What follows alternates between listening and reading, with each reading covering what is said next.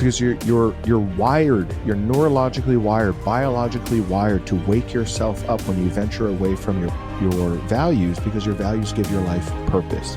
Because what good is it to accomplish a goal if the price you pay is your soul? Welcome to the Wealth Strategy Secrets of the Ultra Wealthy podcast, where we help entrepreneurs like you exponentially build wealth through passive income to live a life of freedom and prosperity.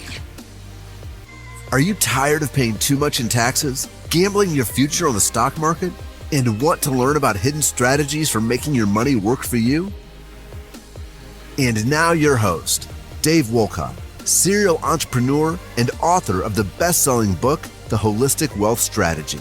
Hey everyone, welcome back to Wealth Strategy Secrets of the Ultra Wealthy. I'm your host, Dave Wolcott, and today we're going deep on the number one lever that separates high performers from everyone else: mindset. My guest is Keala Kanae, entrepreneur, peak performance coach, and a living case study in transformation.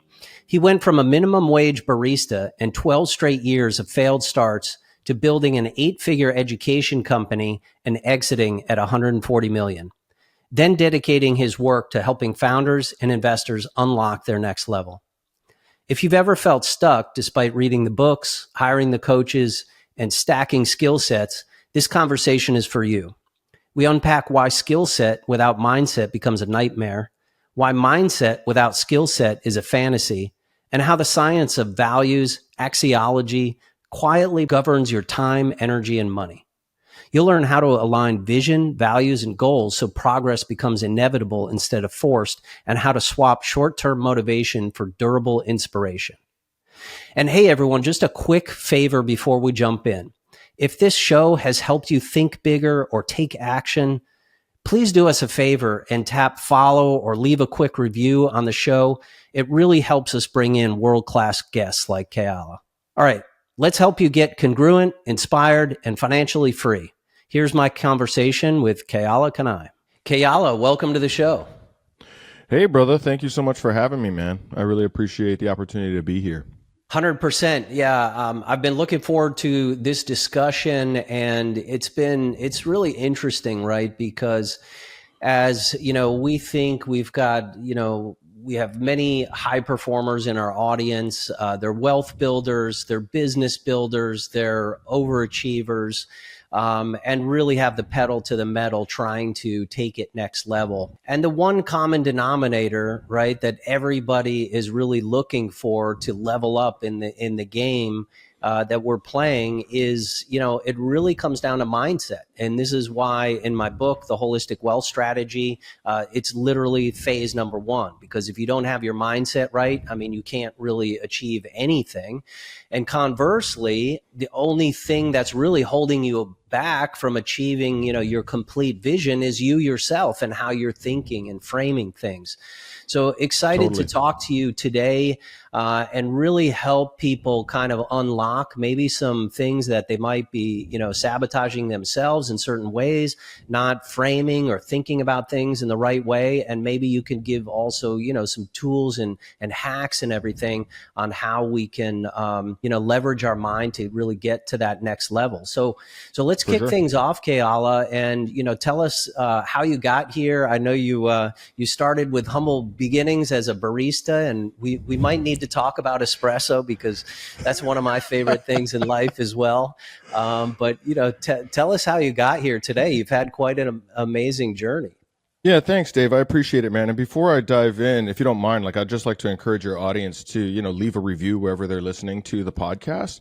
I've listened to several of your episodes. You obviously put a lot of time in here. You get some really good quality people on here. And I don't know if your average listener realizes how important reviews are for the success of the podcast. It's a lot of work. They hear the 35 minutes or 40 minutes of recording. They don't see all the hours and hours that go into it behind the scenes. So if you're wherever you're listening, drop a review. As you mentioned, we work with high performers, entrepreneurs, high achievers, people that They want to unlock that next threshold of performance for themselves. And for whatever reason, they've usually done quite a bit of personal development, but they still struggle at times with procrastination, self-sabotage, self-defeating behavior, things like this. But that's obviously not where I started. I grew up in Honolulu, Hawaii. A lot of times when people think about Honolulu, Hawaii, they think of like palm trees and beaches. That's not where I grew up. I grew up, right down the street from the housing projects in Kalihi Valley, which is like not necessarily the nicest neighborhood. My mom was smart enough as a child. She used her friend's address to get us an exception so I could go to a school outside, like in a better neighborhood. So I wasn't getting, beat up every day at school, sort of a thing. She kept me out of like the drugs and the gangs and stuff that were in our neighborhood. So yeah, grew up with humble beginnings. Not that long ago, I was working in a coffee shop. I went to college, got the degree, studied hard, got good grades. To be fair, I did go to college for 6 years because they said the average was 4, and I figure I'm above average. So I'll go for 6. And eventually got out of school, found that I could make more serving tables in a restaurant than I could with my college degree.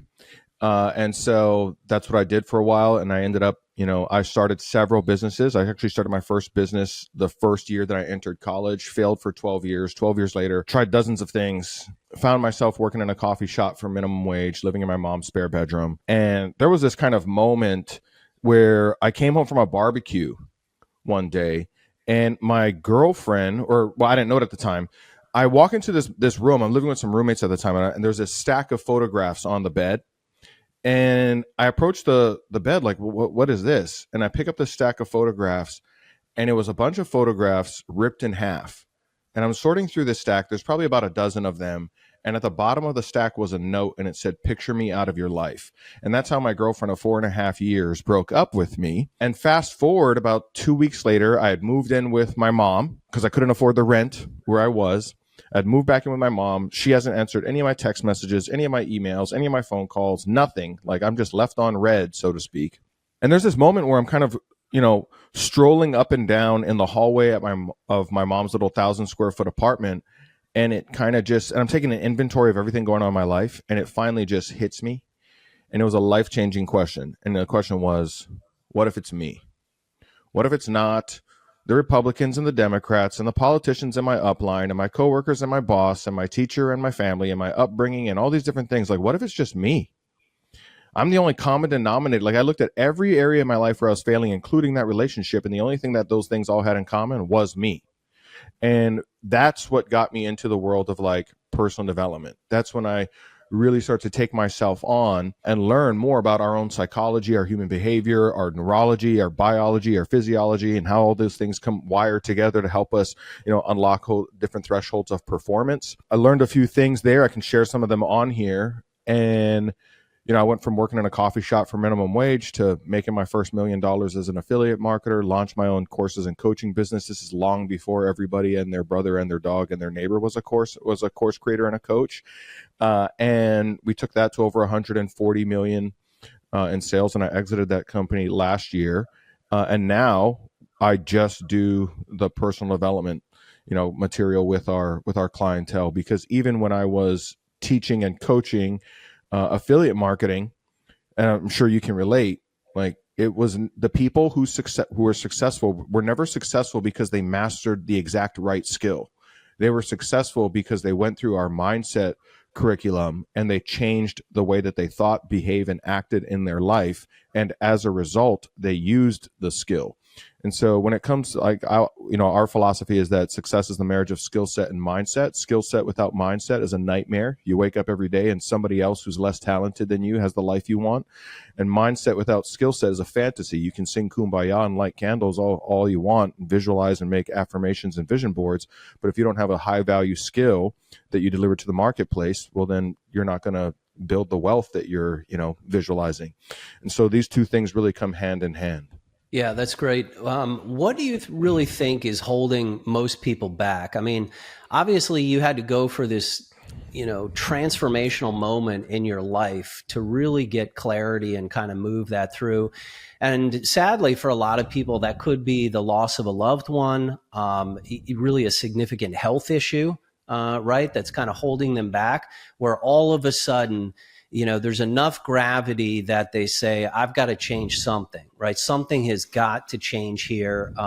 So that precipitates the change. But, how can we help people, right, see things now and move proactively, towards the right side, right, where you're actually, making the change, really progressively in your life without that, big event.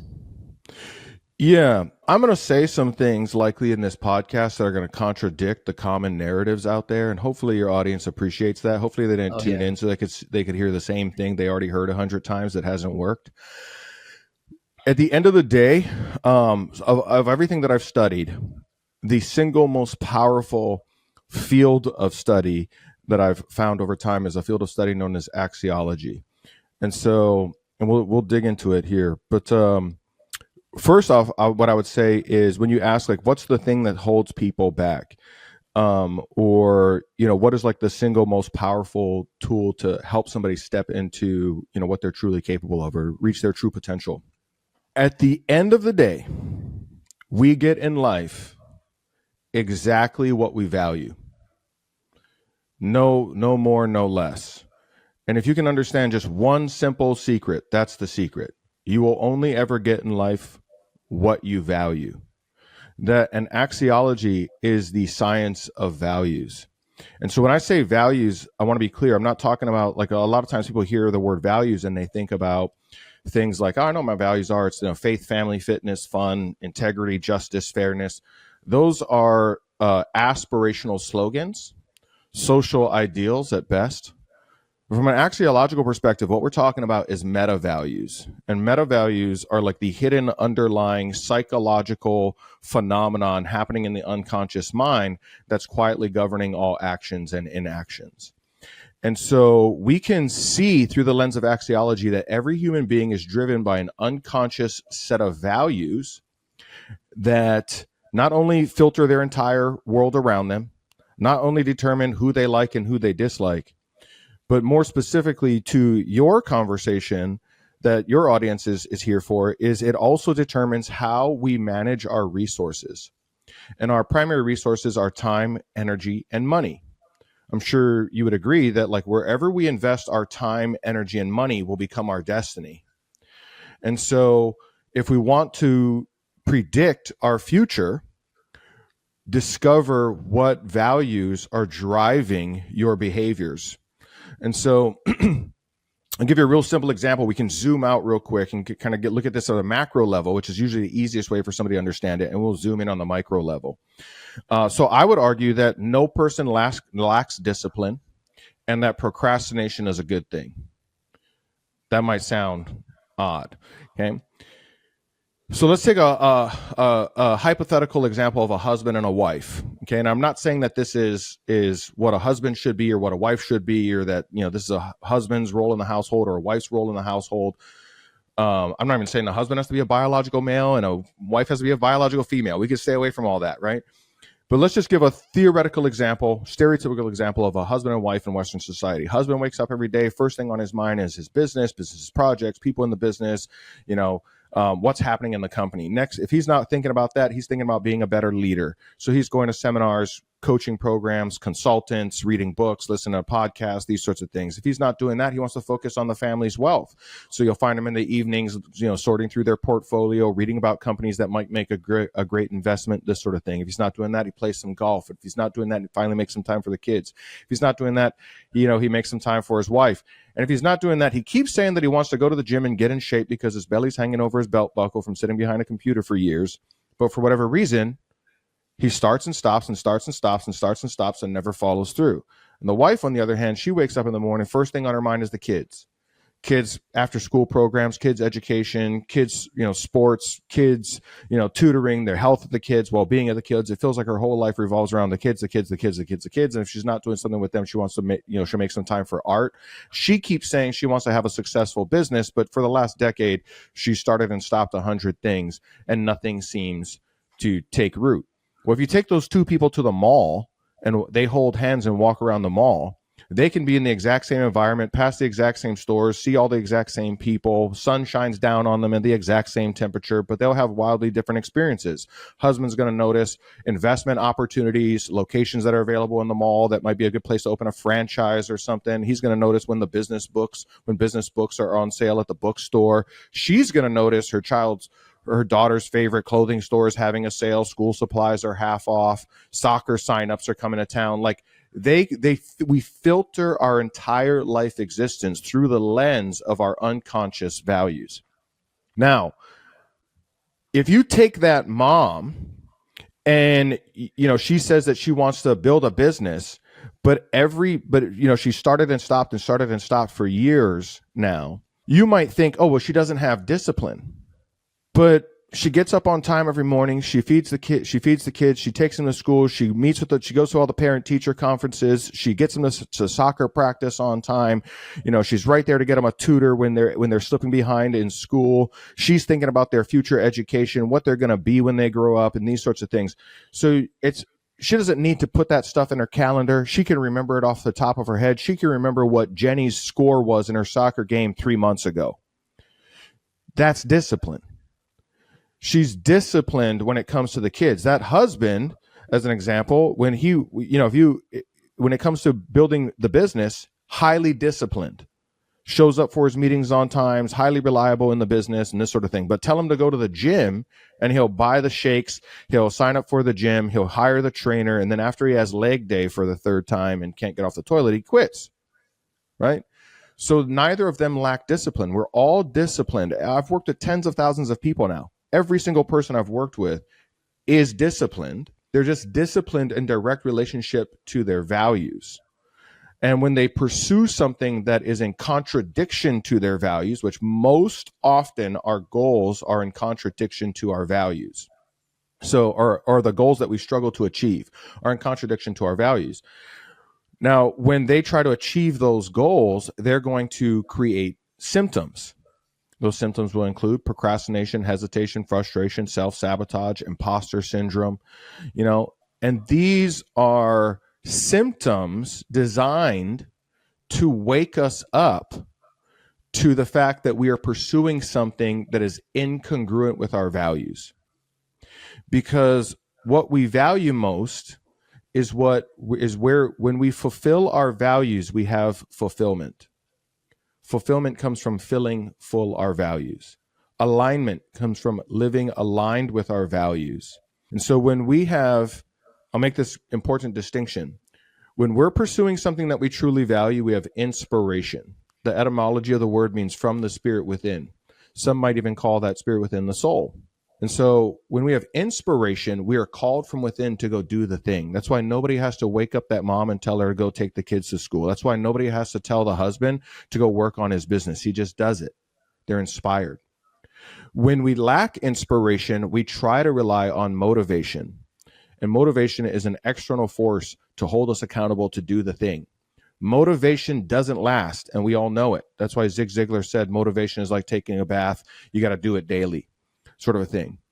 But the people who are going to be ultimately successful at something cannot rely on motivation to do it. They must rely on inspiration to do it, because inspiration is timeless and motivation is timeful, meaning we get drained from trying to stay motivated. We don't get more energized by staying motivated. And so when you ask, what is like the single thing, I would say the most powerful thing that anyone can learn is like really discovering what their values are and then aligning their goals with their values. So, one of the things that we do in our advanced curriculum is we help people kind of rewire that alignment between the goals that they want to achieve and the values that already exist. This is the thing that broke things wide open for me in my life. Is like once I was kind of unconsciously wired to achieve the things that I said that I want to achieve, and also those aligned with my values, success felt much more effortless. It became natural. And so something that's important probably for your audience to realize is if we don't have a high value on money, financial independence, investing, saving, then we will never have that, because what we'll do is we'll trade the money for whatever we do value. You know what I mean? Like, I'll give you an example, and this is not to brag or boast. Like, I've had 3 Lamborghinis and a Rolls Royce. I spend my money on some dumb stuff, Dave. You would slap me if we were in person, okay? But, well, Warren Buffett's thousands of times wealthier than I am, and he doesn't have those things. He drives a freaking, 10-year-old, probably older than 10-year-old now, Cadillac that he bought used. I valued having those things more than I valued having the money it took to get them. $2 million worth of cars. He values the money far more than he values those things. That's why he's way richer than me. That's why I've spent money on stupid, frivolous things at times when I've had it come into my life. Because we're always going to trade our resources for what we value most.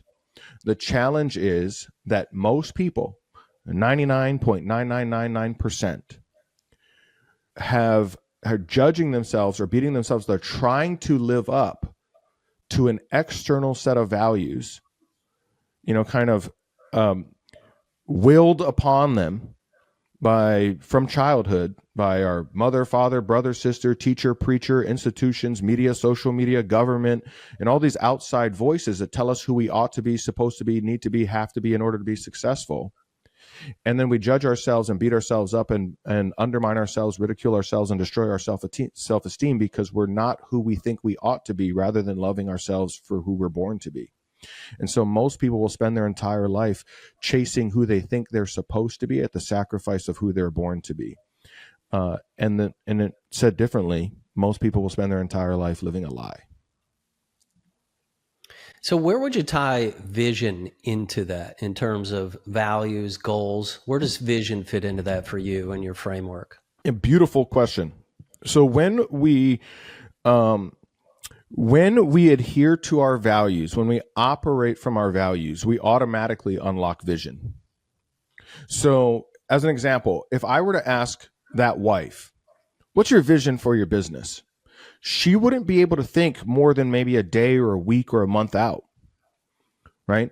Because she's relying on the portion of her brain. So when there's brain science to this that I'll dive into for just a moment, because it locks into what you're saying. When something is high in our values, we bring online the prefrontal cortex.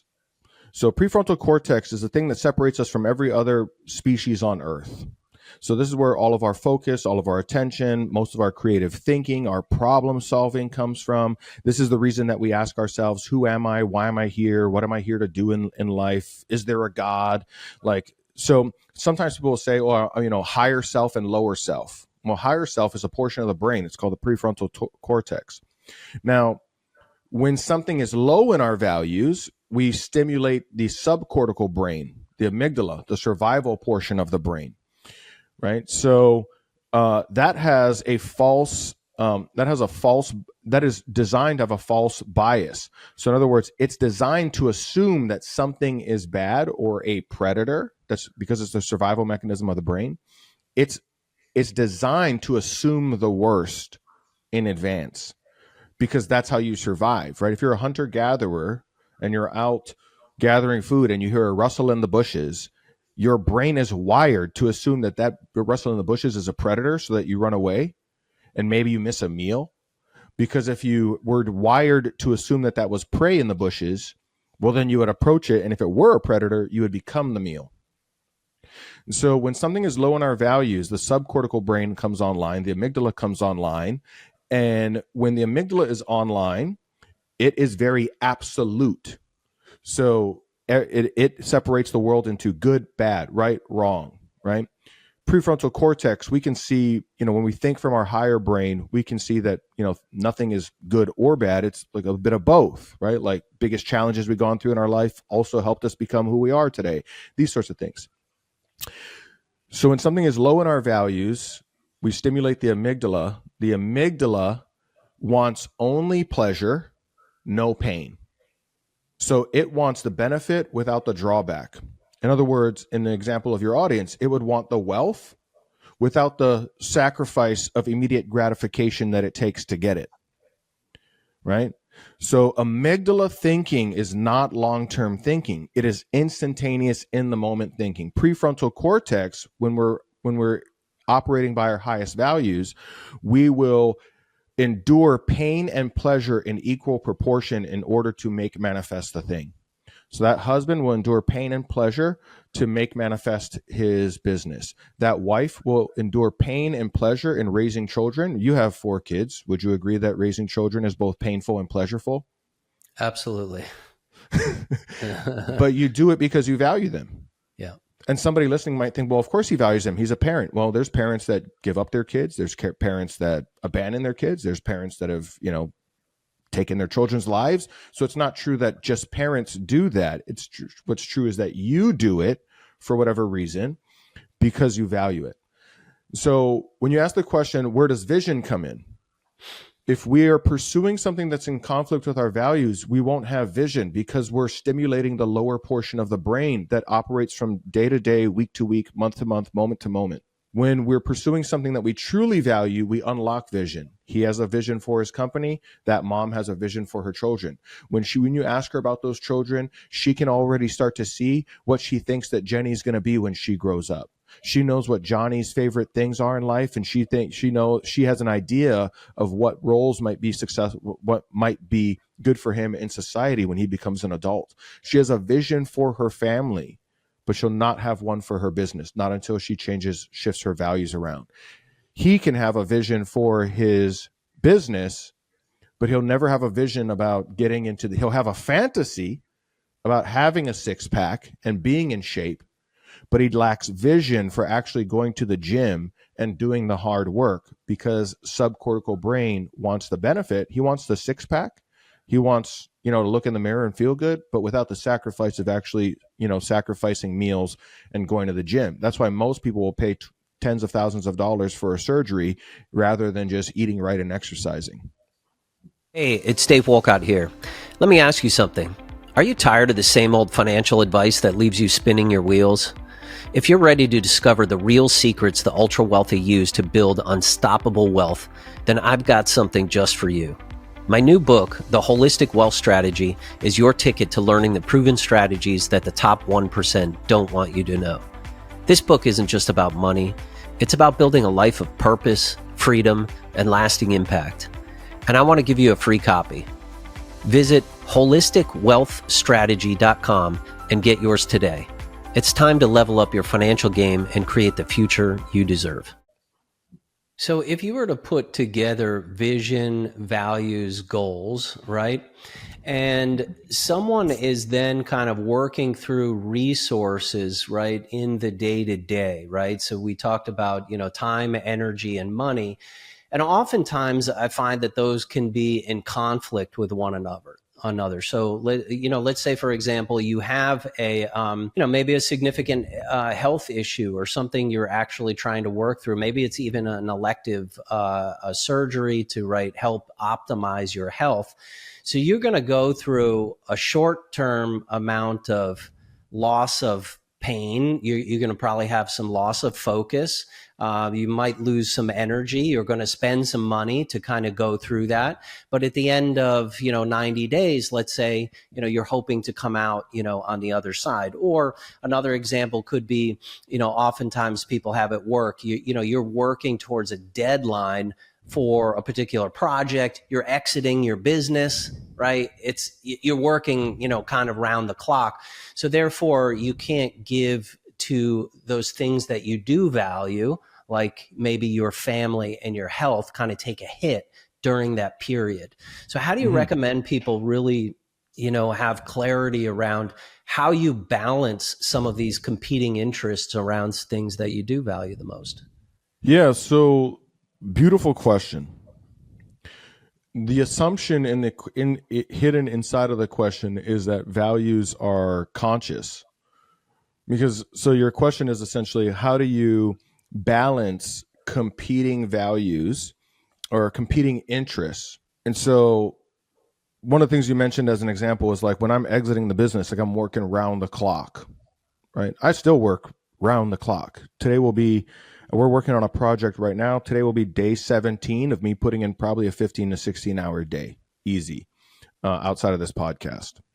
And the reality is that when it comes to values, we actually measure what our values are based on where we spend our time, energy, and money, not based on what we say is most important to us. That's the conflict that most people live inside of, is that they say, well, this is what I really value in my life.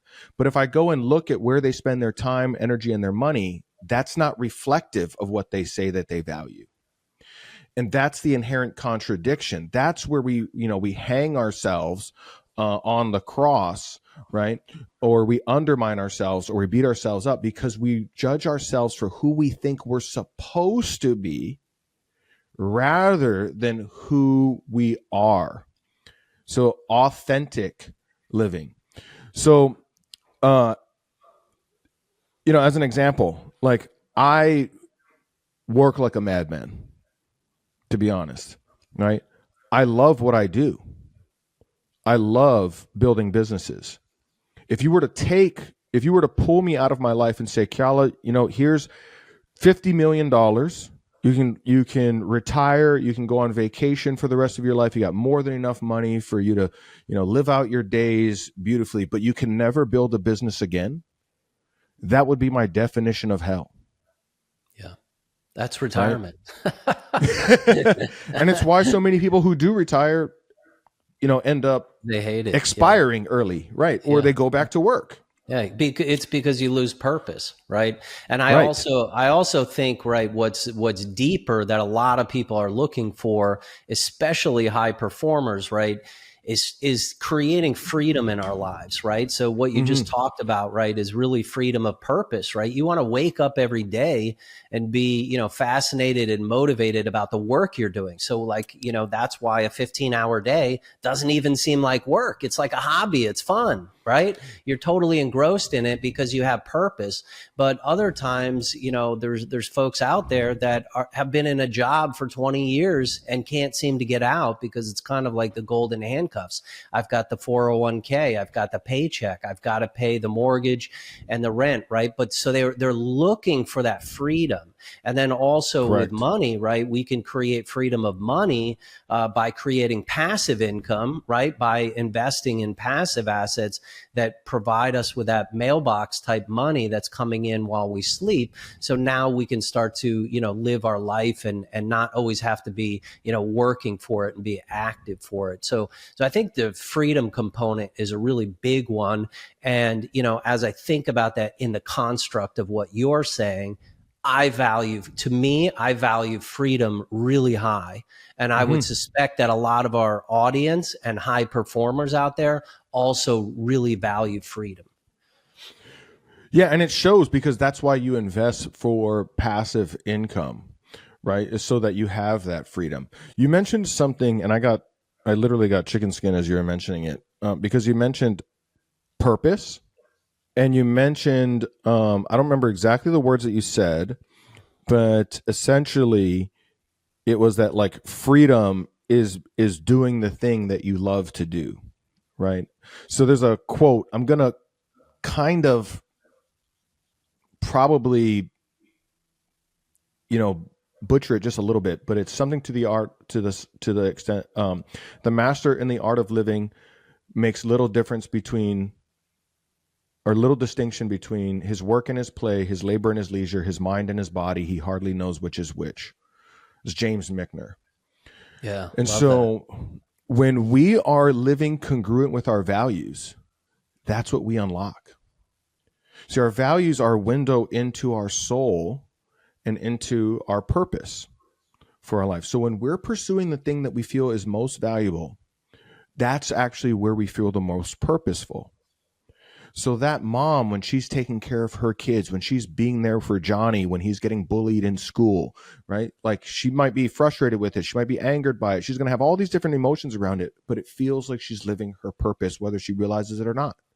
And that's why she'll do it whether it's painful. She'll do it when it's pleasurable. She'll do it when it's raining. She'll do it when it's hard. She'll do it when she doesn't want to do it, because it gives her life purpose. If you were to take those kids away and give her a massively successful business, she would want the kids back and not the business. Yeah, so that's really spot on, Keala. And let me just unpack this for folks, because I think this is such an important distinction. And again, you have to look at some of these societal norms that we have. And we talked about that R word, retirement, right? And retirement is, what that means is putting something out to pasture because it doesn't work anymore, right? And we live under this, construct of basically building accumulation theory, which suggests that you build a big, large quantity of money, and you wait until you're 65 before you can access that, and then start to live off of that, and then stop doing what you're doing. Right. But I think that's probably the worst. That actually comes from the manufacturing era, when people were working in factories and then didn't really have enough, basically lifespan, and their bodies were ailing and they wanted to get the heck out. Right. That's where that comes from. It doesn't apply in the, information age anymore. Right. We want to be living today. I mean, I want to live today, like as I'm going to live at 65 or 85, quite frankly. Yes. I want to be totally fired up about my purpose and have that. I don't want to just stop doing what I'm doing at 65. And the other thing is, right, in terms of like having money, right, which is the energy or the resources to be able to do that, I don't want to wait till I'm 65 to like go travel, right? Or spend time with my family and kids and things like that, or see the world, right? I want to do that today, because you never know. Every day is a gift. You never know like really what's going to happen. And then later on, as you said, there's so many people that just, and I saw it to my parents, right? They stopped working, and then their life just got super small. Right. And all they can talk about was what was on the news, or, the things around the neighborhood. Their life is so small versus other people, who are still building, right, who are still contributing, who are still growing, and they're still locked into their values. So I think it's really key. You talked about when you're incongruent to your values, and that's what's happening, because we're under these social norms to apply to certain or something, right? So when you can break out of that and start to live an intentional life, then you can be congruent with your values. Yeah, we are inundated from a very young age about who we're supposed to be, ought to be, should be, need to be, have to be in order to be successful, worthy, or enlightened, or whatever, the verb of the day is, or the adjective of the day is, I should say. And so when the voices on the inside become clearer and louder than the voices on the outside, that's when we become a master of our life. And it's exactly right what you said. It's like most people have fallen for the narrative that like, if I check all these boxes, I'm going to be fulfilled at the end. And so they check all the boxes. They go to school, they get good grades, they get a good job. We're seeing it in our previous generations. And now the generations, the younger generations today are not quite falling for it the way that we used to, right? They're not wanting to go to college. They're not wanting to get cars. They're not necessarily having kids at a young age. And it's not because those things are bad. It's just they're learning from their predecessors and saying like, well, I'm going to do it a little bit differently because it didn't work for them. But yeah, we go to school, we get a good job, we get good grades, we get a good job, we work 40 years, then you retire, and then, then you're going to live out your years and be happy. And it's like, well, when people finally do that, as you mentioned, I watched my grandparents do it. And they get all the way to the end, and it's like you said, their whole world just shrinks down. And now it's like when you talk to them, like they just complain about things because that's like what they have to talk about, right? It's like what's not going well in their life. And human beings find fulfillment in pursuing purpose. I was watching a documentary recently of it was a Bill Gates documentary. I know Bill Gates seems to be some kind of a controversial issue for some reason recently, but it was a Bill Gates documentary, and he was talking about AI, and he was meeting with, I forget who he was meeting with. Might have been Peter Thiel or something.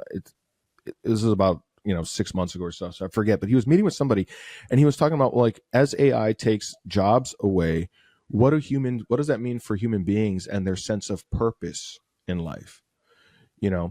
And the brain, when you really dig into what we're talking about and you really understand it from a neurological perspective, the brain is a purpose-seeking organ, right? It is looking to help you. That's why you experience procrastination, hesitation, frustration, and self-sabotage when you venture away from your values.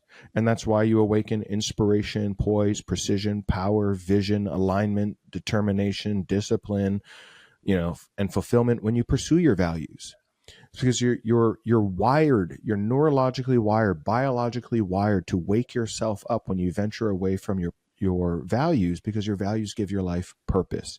Because what good is it to accomplish a goal if the price you pay is your soul? And that's what most people will end up doing, So in terms, money is just to add to that real quickly, money is such a great example of that, where people view money and it's not aligned to their values, and they're absolutely unfulfilled. I know so many people who make or have a ton of money, but they're absolutely not fulfilled, right? And what they're doing. So it can actually become very destructive. And then you also see this in future generations as well, right? If kids, come up with some entitlement, or, the legacy was not passed down properly, including values, it gets spent, it gets squandered, it creates problems. Exactly. And, to your point, and typically when people do make a lot of money and it's in conflict with their values, that's usually when you see some form of self-sabotage that destroys it somewhere along the way. Yeah. Because it's their mind looking for that purpose, and it won't find it in an empty place. Now, you can have both, just so we're clear for your listeners. The goal is to have both, like lots of money and fulfillment, and you can have both, just so we're clear. It's just that if you haven't wired it that way in your unconscious mind, then we end up at war with ourselves somewhere along the way. But I mean, for me, just being, transparent with you, like in direct relationship to values, like I have a decent multi-six-figure like passive income that I've had for a while, from me just pushing money off to my financial management team and letting them manage it. For me, that's not inspiring work. Like for me to watch markets and figure out where to invest the money and stuff, like that's not inspiring work for me. Not to say that's not important to me. That's why I hand it off to somebody and I let them do it. What's inspiring for me is to go build things. Like build things from the ground up, come up with an idea, and then make it something in the marketplace. Like that's really what's inspiring work for me, and helps me feel most purposeful. But, I'd imagine for you, it's a bit different. Like from listening to your podcast and listening to the things that you talk about, because you have a higher value on freedom and I have a higher value on work. I find meaning in work. You find meaning in, having the freedom and flexibility to enjoy your life, as you mentioned, at the age that you're at. Which, by the way, did you ever read the book Die with Zero? Yes, good one. Great book, man. That really changed my thinking about how I was managing my money, because I kept shoving all my money, all of my extra cash over to my team. And I literally had in my mind the thought of like, well, when I'm older and when I'm, closer to retirement age, which I'll probably honestly never retire. And something interesting, my mom was a housekeeper growing up, and her clientele were like the wealthy clientele in Hawaii. And one of the most interesting, and I couldn't understand it as a kid, because I would be like, because her clients would be in their 80s and they would still work. She had a guy that he was in his late 80s and he would still go into his office every day and work. And he was really wealthy. I mean, net worth over 9 figures, right? And I would ask her like, Mom, why do they work? I don't get it. Like, they're super rich. They could just retire. And she was like, oh, they just work because they have nothing better to do. That was her thinking. Yeah. I get it now, though. Yeah. They work because that's where they find purpose. And what's interesting is like the more that I've learned about values, meta values, just as for a clear distinction, the more that you find that like the people who live by their highest values tend to also live longer. There, that inspiration. I'm not going to say that that's like I'm making no medical claims here, Obviously. Yeah, no, I've heard that as well. But yeah, I mean, I think you're spot on with that. And to unpack it, right? I am an innovation entrepreneur. So that is my purpose. I also love building things. I never worked in corporate America, because the system, the bureaucracy of things and managing things, became absolutely no fun. So I absolutely love to build, and I love to problem solve and things like that. So that is my purpose that I love, but I also don't want to, I don't want to throw 100% of myself at that and say compromise my family, compromise my health. Those other things are part of it. And I've actually developed a way to make it my creative process. Right. So like, cycling is my thing. And a lot of people will say, well, how do you spend all that time doing that? But you want to talk about like, neurological, connection of mind, body, right?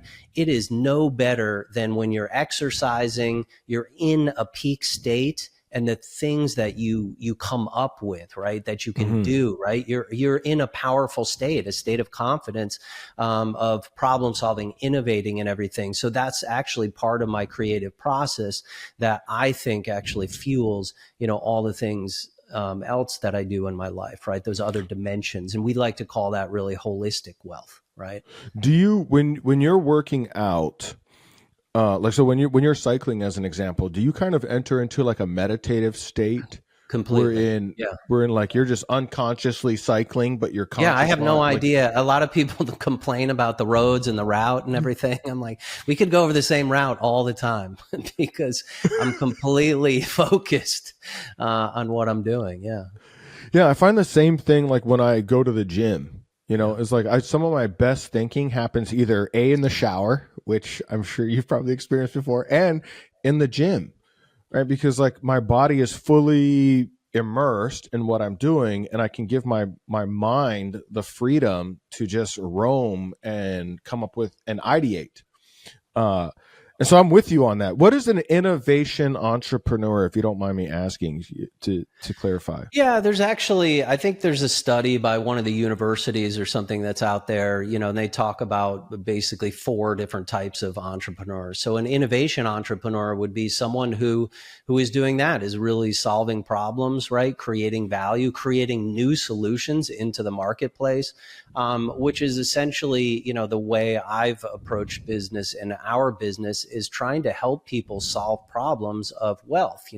It could, part of the issue is psychological, right? You're holding yourself back, you're self-sabotaging yourself because of maybe how you grew up in your certain environment and things like that, right? So if we can educate and then help people educate properly, then you're not making these big inflection points in how you invest, right? By winning or losing or timing the market, all those kind of things.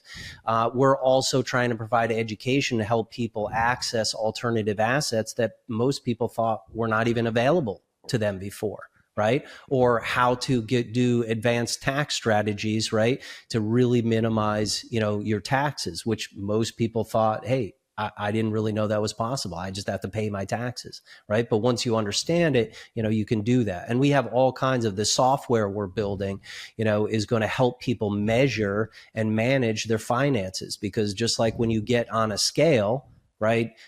You have to start somewhere if you're trying to lose weight or increase your body composition. But if you're not measuring it every day, how are you going to improve that? Well, if you can now look at a dashboard of KPIs, including all of your alternative assets, your real estate, your passive income numbers, and you've got 15 different assets bringing in passive income, and now I can forecast and model that, you can know exactly where you're going to be and create certainty and clarity. So I think, innovating, that's what I love to do. That's what, gives me juice. And there's a couple of other categories, but it's been a phenomenal conversation, Keala. I could definitely spend all day going in this. This is one of my favorite topics as well. Because I really believe that 80% of this, whether you're, a business builder, whether you're building wealth out there, or you are raising the kids, right? It's all about 80% of this is mindset. The only thing holding you back is you yourself. I mean, it's absolutely true. So the more we can all learn and focus on this is just incredibly valuable. So really appreciate your time today. And if you could give the audience just one piece of advice about how they could, maybe reset, their mindset, or give them some type of strategy to get to the next level, what would it be?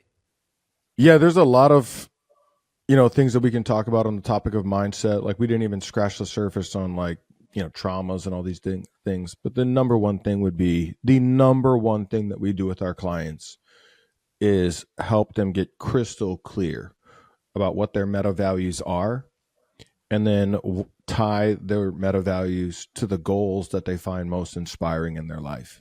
And when that happens, the pursuit of those goals becomes largely unconscious. Like, they're subconsciously wired to achieve that. And we give away a free assessment at thepowercode.com. So we call, like, when you align your goals and your values, we call that the power code. And so we have a free assessment at thepowercode.com that somebody can take, so that to help them, crystallize their meta values. Awesome. Really appreciate that. Anywhere else, if people want to, follow you on social or connect with you, any other places besides that? Yeah, I'll send you over my links so you have it in the description. But Keala Kanae on Instagram, Keala Kanae on Facebook, Real Keala Kanae on YouTube. And, we're really just now making a push for more social content along these lines. So lots of content there for sure, for free. Okay, awesome. We'll make sure we get that in the show notes for everyone. Keala, thanks so much for your time today. Super insightful, and look forward to digging into more of your content. Thanks, Dave. Appreciate you, man. Great time. Appreciate you. Thanks for listening to this episode of Wealth Strategy Secrets. If you'd like to get a free copy of the book, go to holisticwealthstrategy.com. That's holisticwealthstrategy.com. If you'd like to learn more about upcoming opportunities at Pantheon, please visit pantheoninvest.com. That's pantheoninvest.com.